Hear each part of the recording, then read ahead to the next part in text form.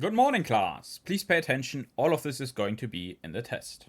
The topic of today's lesson is Vintage Story, a game born out of the most degenerate and grindy Minecraft mods and turned into its own standalone experience. You can put your hand down. I see you and I know what you're going to say. That sounds amazing. I just love running around with tools and weapons that break faster than the stick from Breath of the Wild.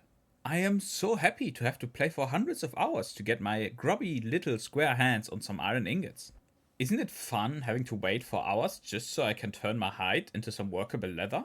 Isn't it the peak of game design to spend hundreds of real life hours watching a stupid fruit tree grow? Or spending in-game months and years domesticating wild animals just so you can pet some baby pigs without being skewered by Mama Boar for coming too close to the little ones? Well, you are in luck, because Vintage Story has all of these mechanics, there are so many time-gated objectives, there's so much grindy manual crafting that even the most scummy and exploitative mobile games think that you're taking it a bit too far. And despite all of that, Vintage Story is an amazing game that I would wholeheartedly recommend. And the best part is this, the game isn't good despite these mechanics, it is good because of them. The obvious questions of why and how are going to be explained in today's lesson, which is split into 3 parts.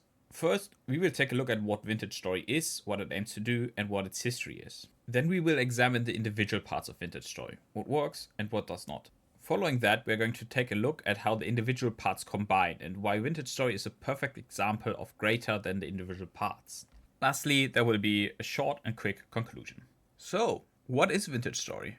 When you first load up a world, you would be forgiven for thinking that it's just Minecraft with a weird texture pack and a few mods.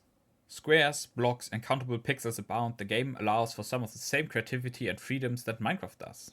But this misconception does not last long, as you quickly come to realize that Vintage Story is not a building game like Minecraft, it is a survival and exploration game first and foremost. Minecraft is a lot of creative building with a bit of surviving and exploration. Vintage Story is the inverse, a lot of exploration and survival with a little bit of creative building. A fundamental basis for this exploration and survival is the world itself. It is as closely modeled after real world as is fun and reasonable. Different soils, climates, local weather patterns, varied rock strata and rock types, crops that grow at different temperatures, seasons, and so on. There's a lot that goes into the simulation. Because that is what the game wants to be. A simulation of a real world and what it would take to survive in that world. Note, I did not say the real world, but a real world. There are still some strange and deranged horrors that roam the world of Vintage Story, which, as you might know, is not something that you would find in our world, unless you live in Berlin. These fundamental aspects of Vintage Story can be explained if you know that Vintage Story originally was a Minecraft mod pack called Terraformacraft. If you have played Terraformacraft in the past, you will find yourself right at home in Vintage Story. As Minecraft forms the bedrock of Vintage Story, let's take a closer look at how those two compare. In Minecraft, the issue of survival is something that is generally speaking quickly solved. Armor, food, weapons, all of that shouldn't take you much more than a few minutes, maybe an hour or two. But in Vintage Story, survival is the core gameplay loop. Thriving, building great monuments to block-based creativity, all of that needs to be squeezed between agriculture, hunting, prospecting, and mining ore. All the while you have to fight eldritch horrors, take shelter from temporal storms, avoid hypothermia, fend off wildlife, and of course make a 10,000 block long journey in the search for a rock that is red. You do not struggle to thrive, you struggle to just survive. As that is what Vintage Story really tries to be, a survival challenge. Now, jumping headfirst into the second part of today's lesson, let us examine some elements that facilitate your ability to survive the harsh world of Vintage Story, or are the sudden cause of a new tombstone-shaped waypoint on your map. The most basic need is food, as ignoring mods there's currently no thirst and temperature only really becomes a problem during winter. Still, food is more than enough of an issue as it accompanies you for the entirety of the first winter and some time after that as well. Plants grow slowly, require fertile soil and either crop rotation or copious amounts of fertilizer. Berries and meats can serve as an easy source of food early on, but both of those have the tendency to quickly rot away. For food that does not spoil within days and will last you through winter, you will have to do something that you have likely never done before in your whole life. You will have to cook some basic meals or touch grass and plant some crops. And you need to do that, or you will starve during winter, which is something the game emphasizes in its very limited tutorial.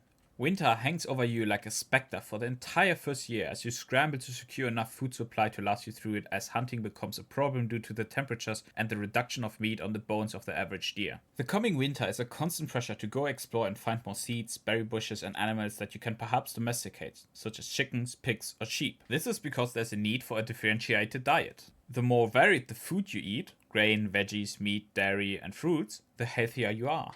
This means that food and hunger serve both as a ticking clock while also encouraging you to go out and explore. And exploration is a lot of fun in Vintage Story simply because there's just so much that you need. As an example, let's say you are standing in the open having just harvested a large piece of hide from one of the 13 types of deer.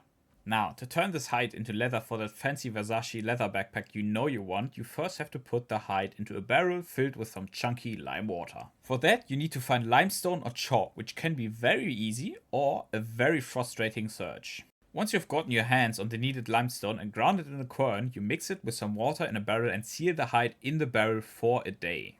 After that, take it out, scrape it, and put it in a different barrel filled with weak tannin. For weak tannin, you need to find some logs of oak and seal them in water for 20 hours. Which is also easier said than done, because oak trees, while not super rare, are also not particularly common either.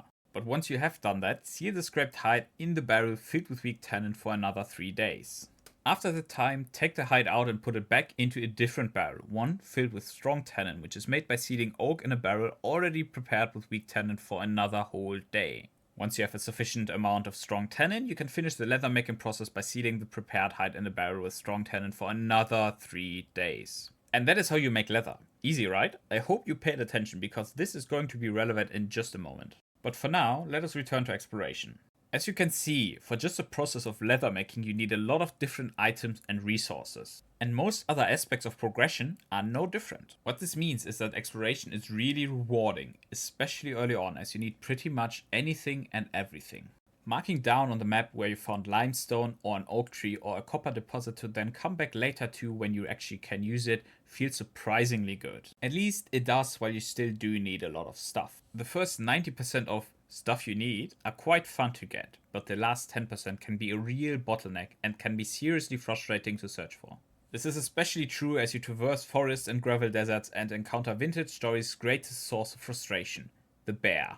Now, I want you to imagine that you're a game developer. You're tasked with putting a bear into this cool new block game, and you should put a great focus on making it behave and act as close to a real world bear as possible. Think about how you would do that. For example, how would it behave upon spotting a player? Would there be a difference between a black bear, a brown bear, and a polar bear? Now, I'm sure all of you came up with some great ideas. You are all quite clever after all, otherwise you wouldn't have clicked on this video. Unfortunately, what most of you imagined is quite far away from the bear we got in Vintage Story. Because the bear in Vintage Story would best be described as a landmine that turns into a heat-seeking, absolutely silent and stealthy ballistic missile that is unstoppable except for with absolute endgame gear. Bears are so incredibly annoying, it is quite astonishing. They make almost no sound until it's way too late, they are faster than you, climb higher than you, hit harder than you, and of course are tankier than you. For at least the first 50 hours of game time, if a bear spots you, you pray, no matter the color of its fur, because within moments it's going to be stained red by the rapid expulsion of blood from your body. And what do they do then? Are they sated after eating you whole? Do they wander off or despawn?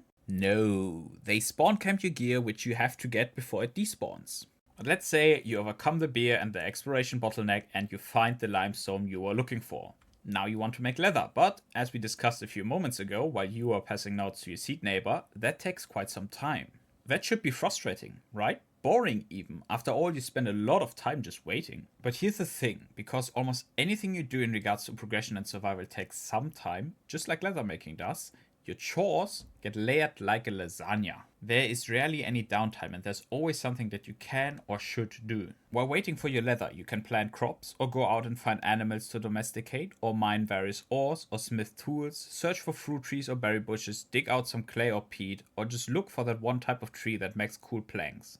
The problem with time-gated progression is usually that there's nothing else to do but wait. But in Vintage Story, you almost never wait for something to do. You wait for something specific, certainly, but there's always something else that can be done at that time. This staggered progression is the key driving force behind Vintage Story and its gameplay loop. The individual parts are things that you might see in some AI slop mobile game, but the sum of all of these parts together is an amazing experience.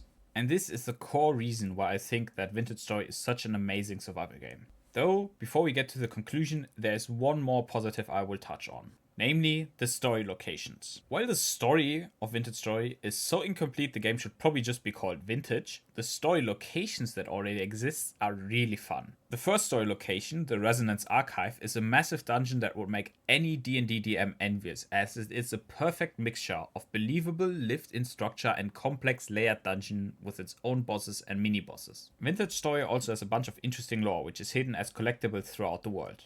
But what happens once you're done with all of that? Once you've collected the lore, explored the dungeon, and got the best gear possible. Once you have enough food stocked to last you through multiple years. Don't get me wrong, reaching this point requires hundreds of hours of gameplay, but you do eventually reach a point where the survival and exploration breaks down. And this is the point where in most survival games you would start a new run. But in Vintage Story you might just keep going, because the game is based on Minecraft and it allows for the same sort of creativity. And once you get your hands on a chisel and realize that this game allows for even more creativity than Minecraft, you will just keep going and going and going and going. You will equip the chisel and wake up at 3 AM in front of your computer and realize that you have to go to work in 4 hours. Use the chisel at your own risk. And that's basically it. Vintage Story is a slow-paced, amazing survival game that you should probably play. For homework for our next lesson, please play Cairn, as that is going to be our next topic. Until next time, and remember to study for the test.